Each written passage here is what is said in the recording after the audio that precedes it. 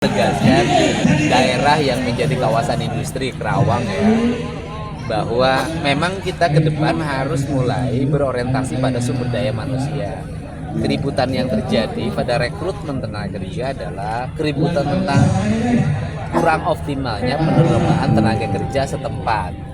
Nah, hal ini juga kita tidak bisa dipungkiri bahwa di manajemen perusahaan itu kalangan manajemen rata-rata kan bukan orang setempat. Untuk itu, agar keributan ini berakhir, caranya bagaimana? Caranya kita Provinsi Jawa Barat ke depan itu akan segera menggulirkan sekolah manajer. Jadi kita akan melahirkan 10 manajer baru. Caranya anak-anak yang punya kualifikasi di areal kawasan industri itu disekolahkan, dijamin sekolahnya oleh pemerintah. Kemudian sekolahnya bukan hanya akademis, tapi dididik langsung.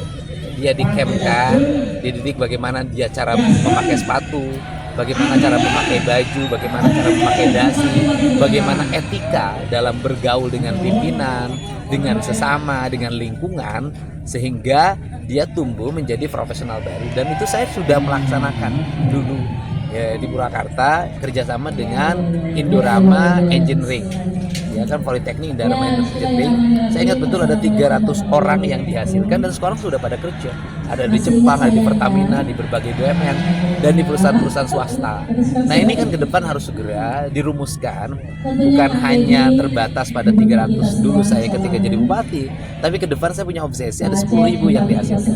Kalau itu terjadi, maka yang 10.000 itu nanti bisa membawa 100.000, karena satu orang bisa rekrut 10 orang sudah 100.000. Kalau rekrut 100 orang udah 1 juta. Jadi angkatan kerja di Jawa Barat, industri yang tumbuh di Jawa Barat itu mampu menyerap tenaga kerja yang ada di Jawa Barat. Untuk alokasi anggaran asal diadopsi penuh kayak Purwakarta atau oh iya, nanti kan bisa kerjasama dengan pemerintah kabupaten kota sharingnya kan. Jadi beasiswa diarahkan pada beasiswa yang produktif bagi kepentingan anak-anak bangsa ke depan, terutama yang berhubungan dengan aspek produksi dan ekonomi.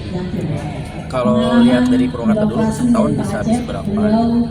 Waktu itu murah ya, 1 miliar. 1 miliar untuk satu angkatan Itu berapa? 1 tahun 1 miliar. Jadi ya, kalau 3 tahun 3 miliar. Satu angkatan berapa orang? Waktu itu 1 angkatan 100. Dan menurut saya murah. Dan itu bisa dilakukan. Karena apa? Karena keren dong kalau sebuah provinsi banyak sekali engineer dan manajer-manajer baru. Karena problem di era industri ini satu, engineer-nya kurang.